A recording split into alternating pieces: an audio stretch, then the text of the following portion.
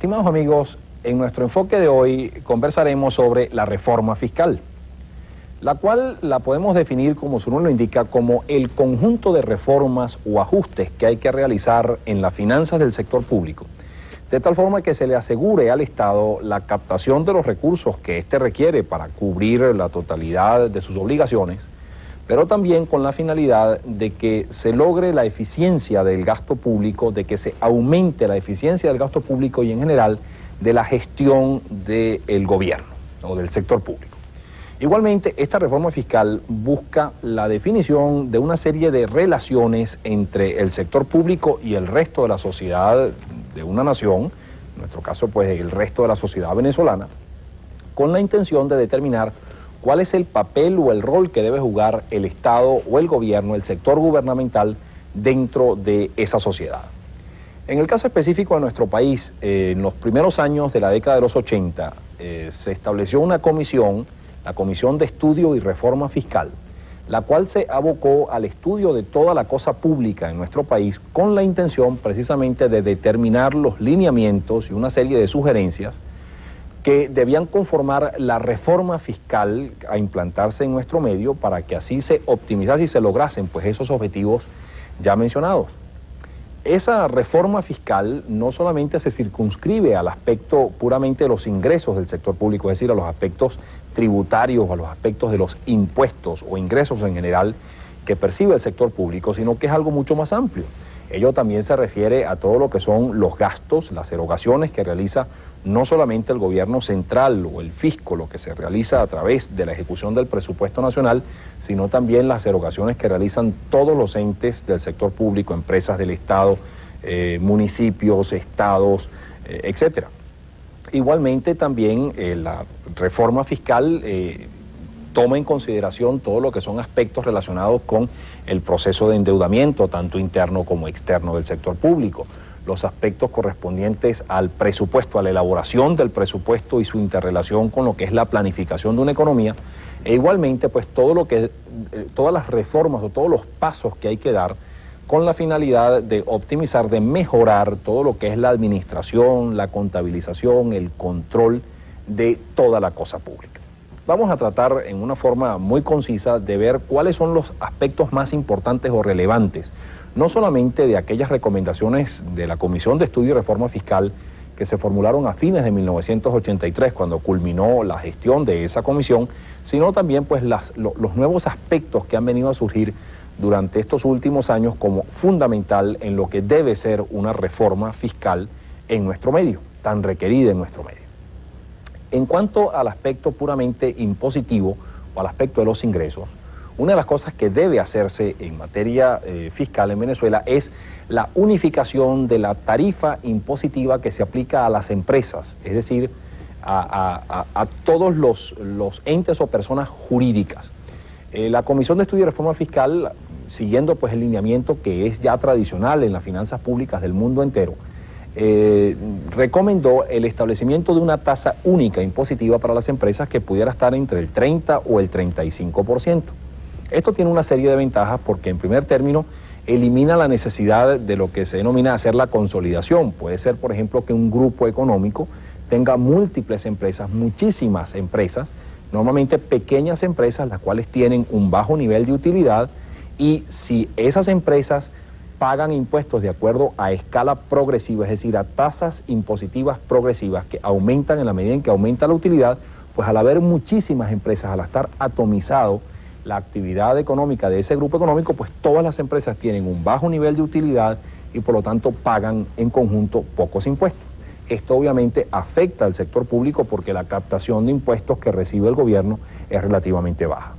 Con el establecimiento de una tasa única, todo el mundo paga el 30 o el 35% de sus utilidades, pues obviamente se elimina esta problemática y todo el mundo se asegura que automáticamente el Estado o el gobierno recibe lo que es realmente el monto de impuestos que debe cobrar. Igualmente, en esas reformas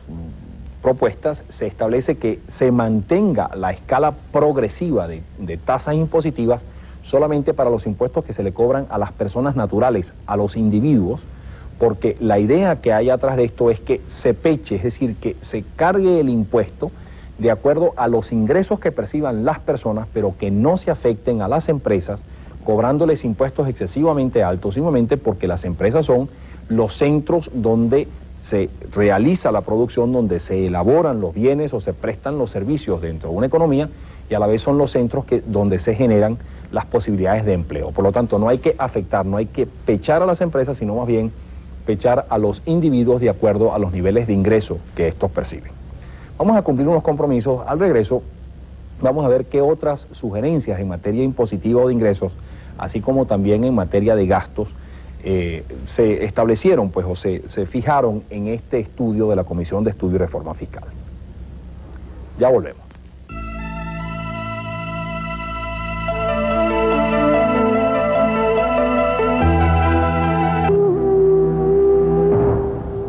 Un aspecto que ha tomado gran relevancia en todo esto de la reforma fiscal en Venezuela es la necesidad de modificar la estructura impositiva, nuestra estructura de impuestos, tomando en consideración el fenómeno inflacionario que hoy se padece en nuestra economía.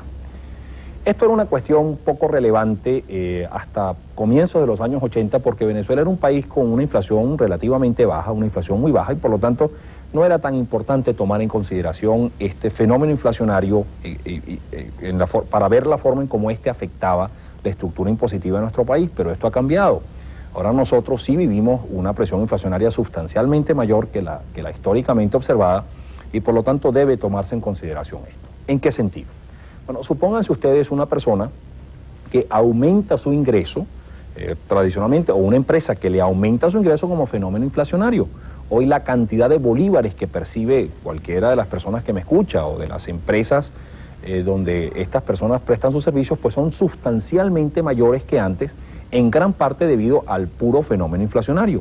Si se corrigen esas utilidades por el aumento que han padecido los precios en el pasado, nos damos cuenta que en términos reales, a lo mejor ese ingreso no ha aumentado grandemente o incluso en algunos casos ha disminuido, pero en términos nominales, en términos de la cantidad de bolívares que percibe una persona o una empresa, estos han sido o son sustancialmente mayores a los de tan solo hace muy pocos años. Como la estructura impositiva o como el impuesto sobre la renta se calcula basado en tasas impositivas crecientes, cuanto mayor el ingreso, mayor el porcentaje de los ingresos que se tienen que destinar a pagar impuestos, pues obviamente es muy fácil que ante esta situación inflacionaria las personas o las empresas pasen a estratos impositivos superiores y que por lo tanto tengan que pagar muchos más impuestos de los que en realidad estaban pagando previamente, simplemente como consecuencia del fenómeno inflacionario. Ahí hay una inequidad fiscal, hay una injusticia fiscal que obviamente hay que corregir, y por eso es que es necesario ahora tomar en consideración el fenómeno inflacionario en la determinación de los impuestos. Igualmente, otro factor que ha tomado gran relevancia y que todavía no está incluido pues, en la legislación a través de la cual se rige la determinación del impuesto sobre la renta en Venezuela, es el problema de la revalorización de activos. Me explico. Una empresa que compró una máquina, vamos a poner en 1980, y que esa máquina le costó $1 millón. Esa máquina costó 4.300.000 bolívares en esa época, porque ese era el tipo de cambio al que se adquirió esa máquina en el exterior. Por lo tanto, si esa máquina tiene una vida útil de 10 años, lo que hace la empresa es depreciar la máquina más o menos en ese periodo, en 10 años, y cada año carga, digamos, a ese costo de depreciación el 10% del costo inicial de la máquina, es decir, 430.000 bolívares. Esa depreciación, esos 430.000 bolívares, básicamente van siendo apartados de los ingresos que percibe esa empresa para formar un fondo que va a permitir la reposición de esa maquinaria una vez que esa maquinaria pues tenga que ser sustituida por una maquinaria nueva. Sin embargo, supónganse que la empresa sigue solamente reteniendo 430.000 bolívares por año a lo largo de toda la década de los 80. Cuando en 1990 esa empresa tenga que restituir esa máquina, resulta que va a contar con 4.300.000 bolívares. Pero ya esos 4.300.000 bolívares ni muchísimo menos van a alcanzar para adquirir la nueva máquina que va a sustituir a la máquina vieja. Por lo tanto, esa empresa se ve forzada a apartar una mayor cantidad de bolívares a lo largo de la década de los 80, de tal forma que cuando llegue el año 1990 y haya que sustituir esa máquina, se disponga de una cantidad de bolívares muchísimo mayor a 4.300.000 bolívares, que son precisamente los bolívares que se van a requerir para comprar el $1.000.000 que sigue costando la máquina. En consecuencia, como esa empresa ahora tiene que apartar una cantidad de dinero muchísimo mayor para ese fondo de reposición de esa máquina, pues resulta que sus costos de producción aumentan en una forma sustancial, y al aumentar sus costos de producción verdaderos, pues el nivel de utilidad de esa empresa tiende a ser menor. Como la ley del impuesto sobre la renta no reconoce esos mayores costos en que de hecho se tiene que incurrir para crear ese fondo de reposición de esa maquinaria, pues entonces resulta que lo que se está haciendo es elevando artificialmente la utilidad de las empresas, haciendo que esas empresas de hecho paguen un impuesto sustancialmente mayor al que de hecho deberían percibir. Estas son reformas en la estructura impositiva venezolana que tienen que ser introducidas, que ya han sido introducidas desde hace muchísimos años en otros países de la América Latina, donde hay ya un historial inflacionario y un historial de modificaciones cambiarias permanentes, en las que ya nosotros hoy estamos inmersos, pero que cuando se hizo la ley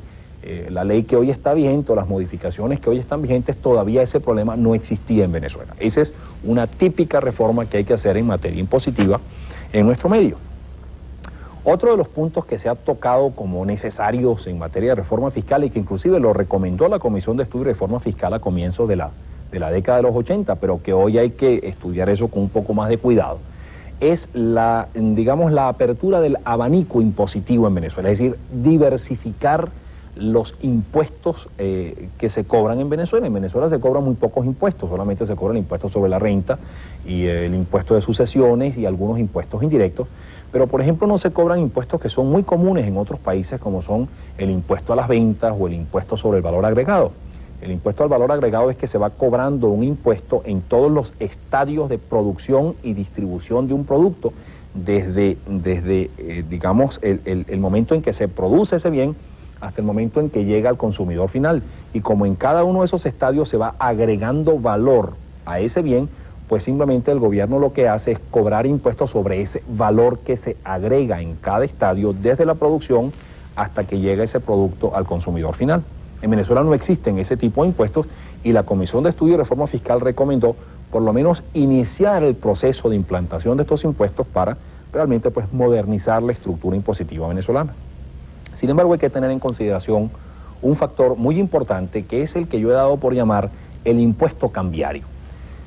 En Venezuela, desde que nosotros hemos establecido pues este proceso de ajustes del tipo de cambio, resulta que se ha generado este nuevo elemento, digámoslo así, de captación de recursos por parte del Estado a través de este impuesto cambiario. ¿En qué consiste el mismo? Bueno, para entender esto hay que tomar en consideración lo siguiente. Cuando en una economía se devalúa la moneda,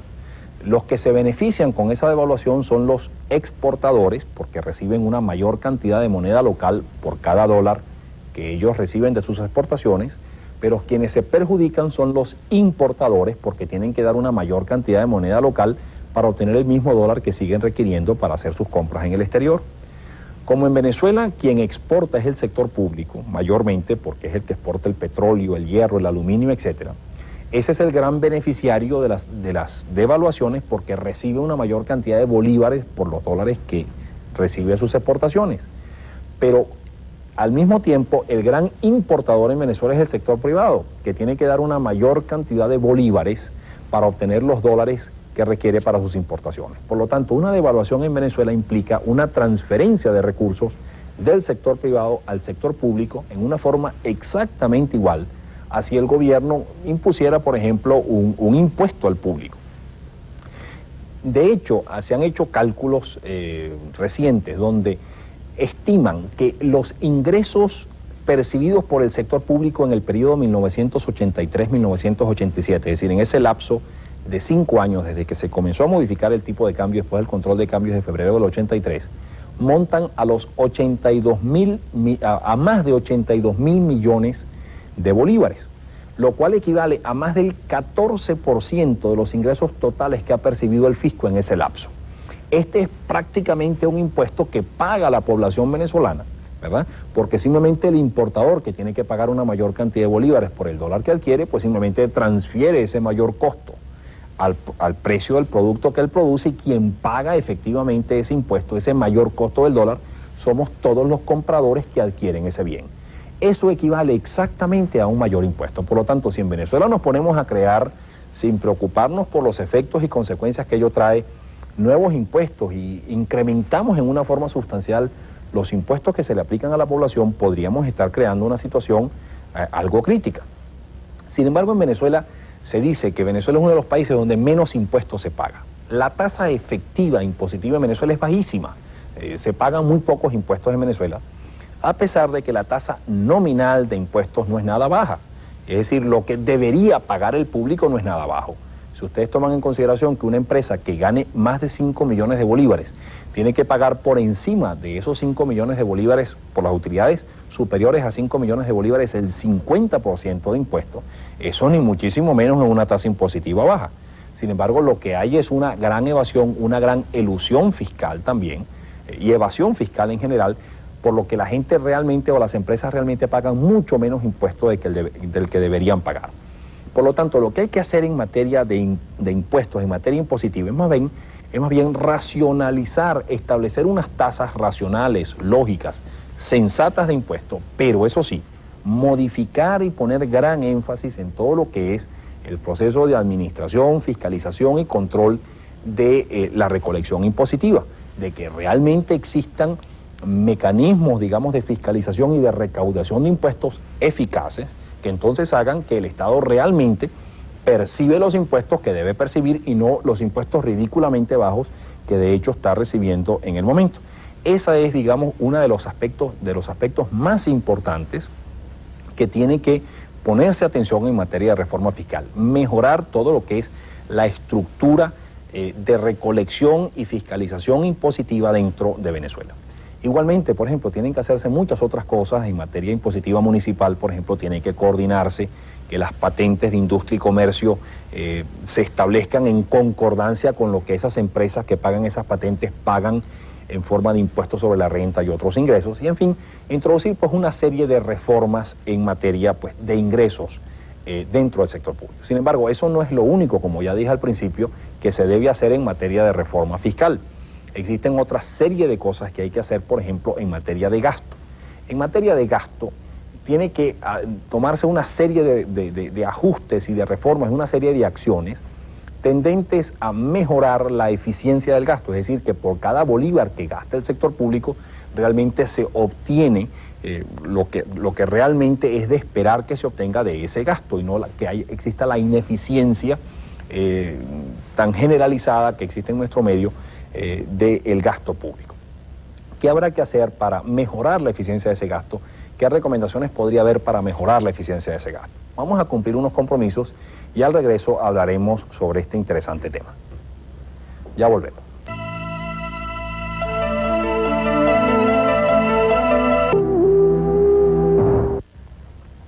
Entre las cosas que se pueden hacer para mejorar la eficiencia del gasto público, por ejemplo, se puede transferir la prestación de una serie de servicios públicos al sector privado. El caso típico en nuestro país fue, por ejemplo, el del aseo urbano, que mejoró en una forma sustancial la calidad del servicio prestado. Otra de las cosas que se han mencionado como características para mejorar la eficiencia del gasto público es, por ejemplo, contratar el mantenimiento de infraestructuras, carreteras, etcétera, a entes privados, inclusive contratar con ellos la construcción de partes de esa infraestructura, dándosele después una concesión para que ellos exploten y mantengan en buen estado la calidad de las carreteras, haciendo que no recaiga sobre el sector público esa obligación o función. Otra de las cosas que se debería establecer en esta materia es, por ejemplo, el cobro de la educación, lo que hoy es educación gratuita, a quienes lo pueden pagar. No tiene sentido que todos los venezolanos tengamos el derecho de recibir educación gratuita en las universidades, por ejemplo, cuando muchos de las personas que allí estudian y se benefician de ese servicio pueden pagar total o parcialmente el costo de su educación. Esto disminuiría en una forma sustancial la carga que recae sobre el Estado con esta finalidad, y que hoy el presupuesto que se asigna a las universidades es mucho mayor del presupuesto total que se asignaba tan solo hace pocos años al presupuesto fiscal. Otra de las cosas que se pueden hacer para mejorar la eficiencia del gasto público y reducir la presión sobre el ente público es, por ejemplo, la privatización de una serie de empresas públicas que no tienen sentido que estén en el Estado. Se menciona como un ejemplo característico la red hotelera en manos del Estado. Eso se puede simplemente transferir al sector privado, vendérselo al sector privado total o parcialmente, o vendérselo también a los trabajadores de esas empresas que compren parte de las acciones de las mismas con las utilidades acumuladas, de tal forma que se mejore la eficiencia en el manejo gerencial y en la gerencia en general de la prestación de los servicios o la producción de los bienes que estas empresas generan. Otra acción que debe, por ejemplo, tomarse es ser muy selectivo en cuanto a la asistencia financiera que le dan los entes financieros del sector público a entes privados, como el Banco Industrial, por ejemplo, los préstamos que hace el Banco Industrial, lo que hacía la Corporación Venezolana de Fomento, etcétera, para el fomento, desarrollo de empresas, que esos sean proyectos muy bien analizados, muy bien estudiados y evaluados previamente, de tal forma que las posibilidades de fracaso de esos proyectos se minimicen. Otro es, por ejemplo, el establecimiento de lo que se denomina la autogestión en la construcción de viviendas. Puede ser, por ejemplo, que el Estado implante una política de viviendas que consista en la construcción mínima básica de la unidad de vivienda, por ejemplo, las instalaciones sanitarias y una habitación, pero que simultáneamente se creen o se estimule la creación de cooperativas entre los miembros de una colectividad donde puedan vivir X número de familias, para que se le dote a esa familia de todo lo que es la tecnología, el soporte técnico, inclusive la ayuda o asistencia financiera para que obtengan los materiales necesarios para ampliar, digamos, o hacer una casa completa que cubra los requerimientos de esas familias a partir de ese núcleo básico que hace el Estado. Todas estas son cuestiones que, de ponerse en práctica, y muchas otras recomendaciones incluidas, por ejemplo, en el reporte de la Comisión de Estudio y Reforma Fiscal, que pudieran, de hecho, mejorar en una forma sustancial la eficiencia del gasto público. Esto es absolutamente esencial que se logre, y esto está estrechísimamente vinculado a todas aquellas reformas que también habíamos hablado de la parte de los ingresos del Estado, porque no tiene sentido que se mejoren los ingresos del Estado, que se incrementen los ingresos del Estado en una forma sustancial, sin que esto venga acompañado por una mejora sustancial también en la eficiencia, una optimización en el uso de esos mayores recursos que está percibiendo el Estado como producto de aquella reforma impositiva o reformas en los ingresos o en las fuentes de ingreso del Estado. Es necesario que, si bien hay que reformar y mejorar y por lo tanto ampliar las fuentes de ingreso del Estado, también es necesario que mejoren todo lo que es el uso y la eficiencia en el uso de esos recursos a través del gasto. Simplemente porque es la combinación de los impuestos, de las fuentes de ingreso, combinados con los gastos, digamos, el mecanismo y más idóneo a través del cual el sector público puede jugar un papel fundamental para mejorar la distribución del ingreso, para distribuir mejor la riqueza que exista dentro de una población, porque por la vía impositiva se le cobre más, se le quite más a quien más tiene, cobrándosele impuestos justos pero más amplios, pero también que por la vía del gasto se canalicen esa mayor cantidad de recursos en una forma eficiente hacia quienes menos tienen. Es por esto pues que esa combinación de las modificaciones en el área impositiva o en el área de ingresos, combinado con la modificación en el área de la eficiencia del gasto, es fundamental para mejorar la distribución del ingreso y la distribución de la riqueza dentro de un país. Por último, otra de las cosas importantísimas dentro de una reforma fiscal es poner especial énfasis en todo lo que es la administración, fiscalización y control de la cosa pública. Por ejemplo, dándosele un estatus muchísimo mayor al que tiene a lo que es la carrera pública, porque el empleado público destinado pues a todo lo que son las finanzas públicas perciba un ingreso sustancialmente más alto, se sienta orgulloso del trabajo que está haciendo y que todo esto pues tienda a eliminar o bajar las tentaciones o inclinaciones a situaciones de corruptelas que en cierto modo pues regularmente están presentes dentro de una sociedad donde esos fiscales o dentro de esos empleados públicos están percibiendo sueldos realmente míseros y totalmente divorciados de los requerimientos efectivos financieros que esas personas tienen. Igualmente es necesario dotar de equipos idóneos, de computadoras, de todo lo que son programas y mecanismos de interconexión entre todos los entes públicos. Mejorar, por ejemplo, todo lo que es la parte presupuestaria. establecer mecanismos, digamos, uniformes de contabilidad, de establecimiento de presupuestos, etcétera, y de patrones de gasto dentro de todos los entes públicos que permita una mayor fiscalización, y también dársele autonomía a este elemento de fiscalización del sector público, que no se politice, que no esté mediatizado por fenómenos políticos, sino que tenga una plena autonomía y fiscalización. Solamente así se podrá lograr una fiscalización eficiente de lo que son las finanzas públicas, y por lo tanto se podrán cobrar los impuestos que efectivamente tienen que cobrarse. Nos disminuiremos en una forma sustancial la corrupción presente en muchas erogaciones del sector público, que son fuente, digamos, para enriquecer ilícitamente a muchas personas, etcétera. Pero simultáneamente y a todo esto, pues que es lo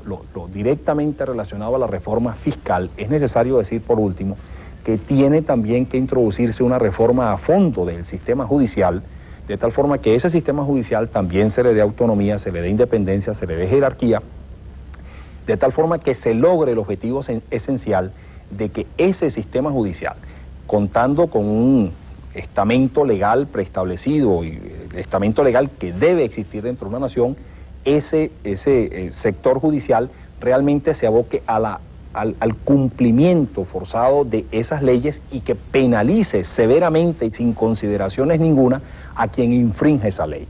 Entonces, si tenemos realmente un sistema de fiscalización eficiente y tenemos un sistema judicial eficiente, entonces sí tenemos las bases esenciales para poder establecer este sistema de reforma fiscal que es tan absolutamente necesario en nuestro medio, y a la vez establecer inclusive pues una política económica y política de desarrollo integral eficiente, factible, y que realmente busque en una forma eficiente los objetivos de desarrollo que todos deseamos alcanzar.